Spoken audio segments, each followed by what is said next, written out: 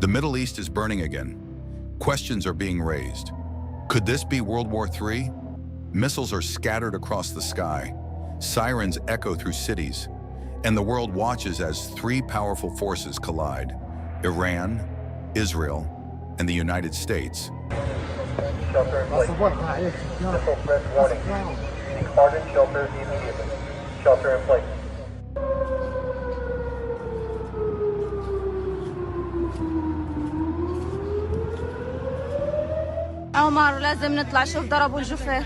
To many people, this war looks sudden.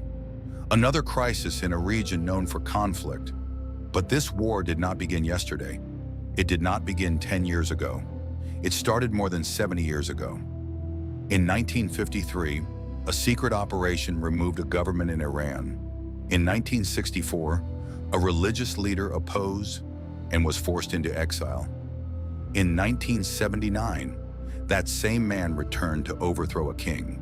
And ever since that moment, the relationship between Iran, Israel, and the United States has been shaped by distrust, ideology, and unfinished history. To understand the conflict today, we have to go back to the moment when the Middle East changed forever. The coup that changed Iran, 1953. In the early 1950s, Iran was not an enemy of the West. It was led by a democratically elected prime minister, Mohammad Mossadegh. His government made a bold decision. He nationalized Iran's oil industry, taking control away from foreign companies dominated by Britain. For many Iranians, it was a declaration of independence. But for Western powers, it threatened their economic and strategic interests. So in 1953, the United States and Britain launched a covert operation.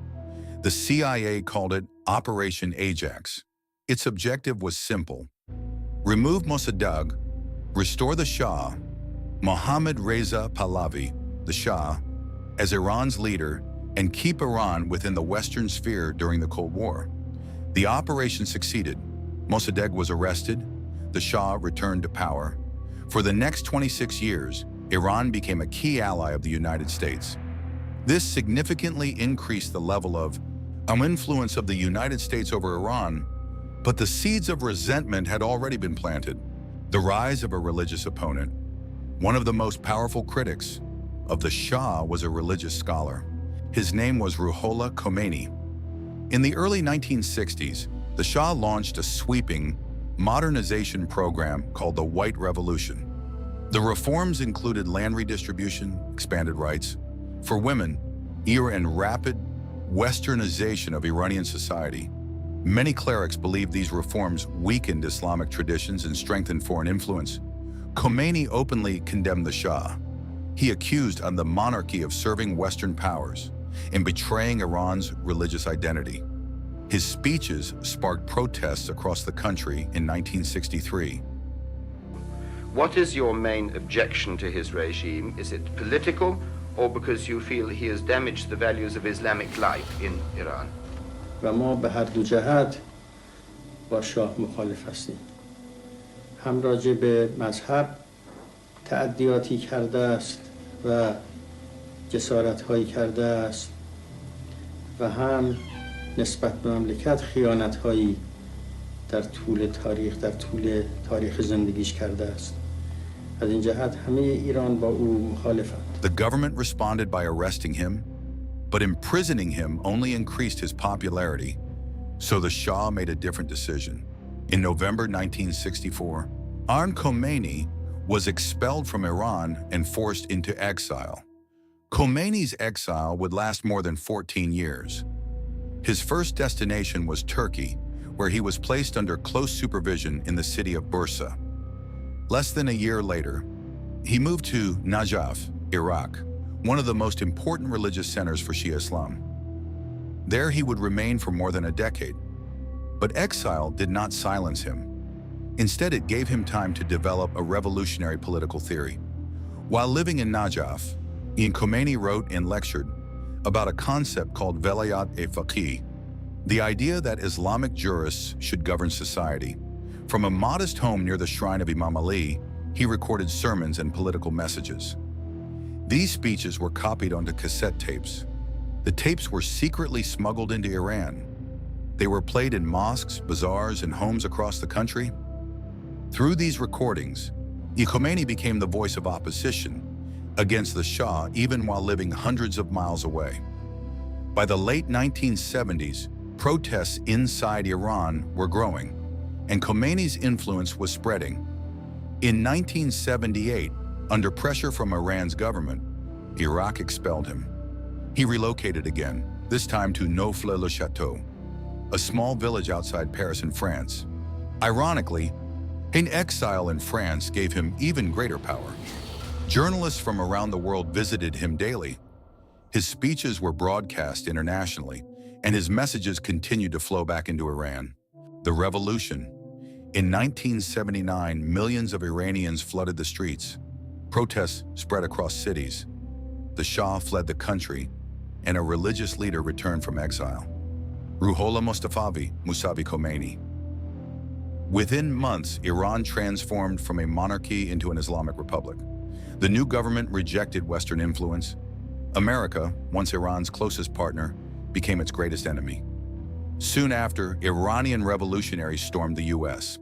Their embassy in Tehran, diplomats were held hostage for 444 days. Diplomatic relations between the two countries collapsed, and a new era of hostility began. Ruhollah Khomeini was made the first supreme leader in Iran from May 17, 1900 to June 3, 1989.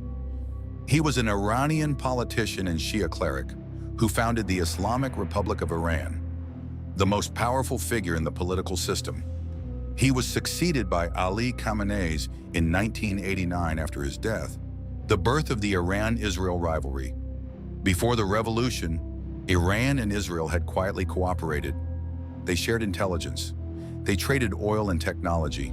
But after 1979, that relationship vanished overnight. Iran's new leadership declared Israel illegitimate. Israel began to see Iran as its most dangerous regional threat. From that moment on, the two countries entered a long shadow war. Instead of direct battles, they fought through cyber attacks, assassinations, and proxy forces across the Middle East. Iran supported armed groups opposed to Israel. Israel targeted Iranian nuclear facilities and military networks. For decades, the conflict remained hidden in the shadows, but it never truly stopped. Decades of escalation.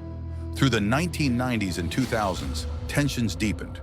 The United States imposed sanctions on Iran and sided strongly with Israel. Meanwhile, Iran expanded its influence across the region. Proxy conflicts erupted in Lebanon, Syria, Iraq, and in Gaza. Iran's nuclear program became the center of international confrontation. Diplomacy briefly eased tensions in 2015, but mistrust never disappeared. Each crisis pushed the region closer to a direct confrontation. The shadow war was slowly becoming a real one. The War of 2026. In February 2026, the long simmering conflict finally erupted. Joint military strikes by Israel and the United States targeted military facilities and cities, including Tehran and Isfahan. The supreme leader of Iran, Ali Khamenei, and other Iranian officials were killed in coordinated strikes. Officials hit included Brigadier General Mohammad Shirazi, head of the military office of the supreme leader, Brigadier General Hossein Jabal Amelian, our Brigadier General in the Islamic Revolutionary Guard Corps involved in weapons development, Saleh Assadi, senior military intelligence official, Brigadier General Bahram Hosseini Motlagh, Aide-de-Camp RGC Brigadier General, Brigadier General Gholam Reza Rezaian, commander of Iran's National Police Intelligence Organization. Iran retaliated with missiles and drones aimed at Israeli cities and U.S. bases across the region. Airstrikes spread across the Middle East. Oil routes were threatened. The crisis now stretches across multiple countries, and the world fears the conflict could widen even further. What had once been a covert rivalry had become an open battlefield. History never truly ends. History rarely moves in straight lines. Sometimes it loops back to unfinished moments for Iran, the United States, and Israel. Those unfinished moments began in 1953. A coup in 1953 meant to secure influence. A revolution in 1979 meant to reclaim independence. and a rivalry that slowly hardened into hostility. Today's war may feel sudden, but in truth, it has been building for more than 70 years. And the decisions made long ago are still shaping the battlefield today. Subscribe, hit the notification button, and stay for more historic moments to be told.